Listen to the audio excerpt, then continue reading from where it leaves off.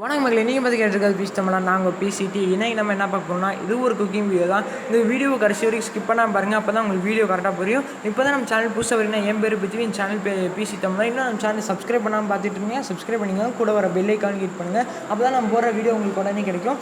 நிறைய பேசாமல் நம்ம வீடியோக்குள்ளே போகலாம்.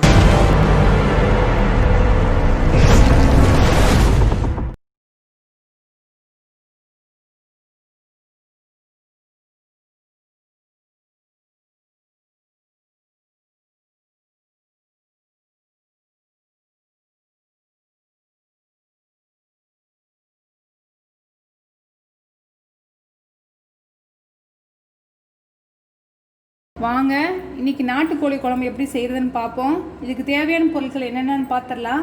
சின்ன வெங்காயம், தக்காளி, தேங்காய், இஞ்சி, பூண்டு, கருவேப்பிலை, மிளகு, கொஞ்சம் சோம்பு, சீரகம், குழம்பு மிளகாய் பொடி, அவ்வளோதாங்க இதுக்கு தேவையான பொருள். இதுக்கு வதக்கிறதுக்கு நம்ம வெங்காயம், தக்காளி இதெல்லாம் வதக்கிடலாம். இப்போ வாங்க பார்ப்போம் எப்படின்னு. வாங்க இதை வதக்கிடலாம். சின்ன வெங்காயம் போட்டுடலாம். சின்ன வெங்காயம்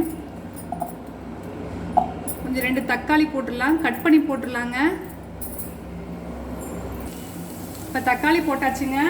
அதுக்கடுத்து 2-3 வெள்ளைப்பூடு போட்டுடலாம். கொஞ்சம் தொலியோட போட்டால் கொஞ்சம் நல்லா இருக்குங்க. சீரகம் ஒரு 2 ஸ்பூன் போட்டுருங்க. சோம்பு ஒரு 1/4 ஸ்பூன், மிளகு 1 ஸ்பூன் போடுங்க, கொஞ்சம் நிறையவே போடுங்க. அவ்வளோதாங்க, இதை போட்டு வதக்கிடலாங்க. இது நல்லெண்ணெய் ஊற்றி வதக்கிடலாங்க. நல்லெண்ணெய் ஊற்றினாலே நாட்டுக்கோழி குழம்புக்கு நல்லாயிருக்கும். வதக்கிடலாங்க. இப்போ வெங்காயத்து கூட இந்த தேங்காய் ஒரு 2 பல்லு தேங்காய் கட் பண்ணி வச்சுருக்கீங்க, இதையும் போட்டுடலாம். ஒரு துண்டு இஞ்சி இருக்குது, அதையும் சேர்த்து வதக்கிடலாங்க. இப்போ வதங்கிடுச்சிங்க. இதை ஆஃப் பண்ணிடலாம். ஆஃப் பண்ணிவிட்டு இதை அரைச்சிடலாம். வாங்க, இது இப்போ வேக வச்சுருக்கோங்க. இது ஏற்கனவே கொஞ்சம் நேரம் வேக வச்சுருக்கேன். இப்போ அரைச்சதை பார்த்துடலாம். இது தாங்க நாங்கள் வதக்கினில அதை ஃபுல்லாக அரைச்சி வச்சுருக்கேங்க. கொஞ்சோண்டு குழம்புக்கு இதை அரைச்சதுங்க. இதில் கொஞ்சோண்டு 2 ஸ்பூன் 3 ஸ்பூன் எடுத்து வச்சுருக்கேன். நம்ம வறுவலுக்கு செஞ்சுக்கலாம். இப்போ குழம்புக்கு எப்படி போடுறதுன்னு பார்த்துடலாம். நான் அரைச்சி வச்சுருக்கிறத அந்த மசாலாவை அப்படியே உள்ளே சேர்த்துடலாங்க.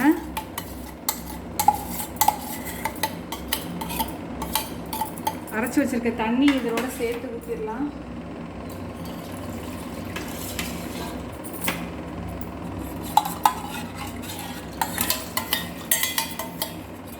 ஊற்றியாச்சுங்க. இப்போ மசால் பொடி போட்டுடலாங்க. மசால் பொடி ஒரு 3 ஸ்பூன் போட்டுடலாம்.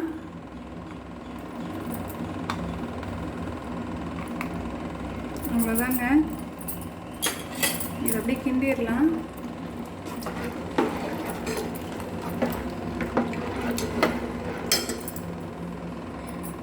கொஞ்சம் உப்பு போட்டுடலாங்க. இதுக்கு தாளிக்க கூடாதுங்க. இந்த குழம்புக்கு அப்படியே இப்படி போட்டு தாங்க சேர்க்கணும். இப்போ நல்லெண்ணெய் ஒரு 2 ஸ்பூன் ஊற்றிடலாம்.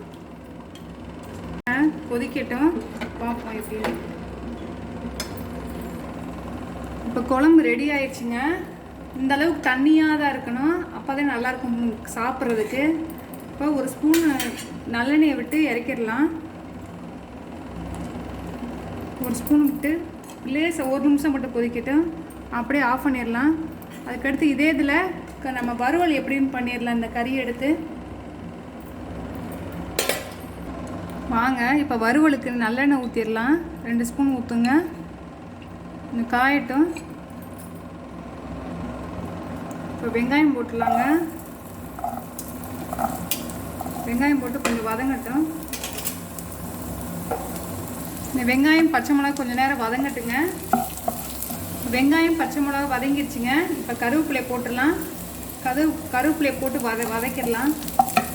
வதங்கிடுச்சுங்க. இப்போ கொஞ்சம் மசாலா 2 ஸ்பூன் எடுத்து வச்சோம் பாருங்கள், அதையும் உள்ளே போட்டு அப்படியே வதக்கிடலாம். இப்போ வதங்கிடுச்சுங்க. நம்ம கொஞ்சம் குழம்பு உள்ளே ஊற்றிடலாம். உள்ளே ஊற்றி அப்படியே வதக்கிடலாம். இது கிராமத்து நாட்டுக்கோழி குழம்புங்க, வறுவல். இது இப்படி செஞ்சு பாருங்கள், நல்லாயிருக்கும். வதங்கிடுச்சுங்க. இந்த கோழி கறியையும் உள்ளே போட்டு அப்படியே வதக்கிடலாம். ஒரு 5 நிமிஷம் மட்டும் மூடி போட்டு அப்படியே மூடி வச்சிடலாங்க. கொஞ்சம் அப்படியே ரெடி ஆயிரும். அவ்வளோதாங்க, ரெடி ஆயிடுச்சு. நம்ம குழம்பும் வறுவலும் பார்த்துட்டோம். ரொம்ப ருசியாக இருக்குங்க சாப்பிட்றதுக்கு. வீடியோ சொன்ன எல்லா டிப்ஸும் கரெக்டாக ஃபாலோ பண்ணிங்கன்னா உங்கள் டிஷ்ஷு ரெடி ஆயிரும். This is piece Tamizha signing off.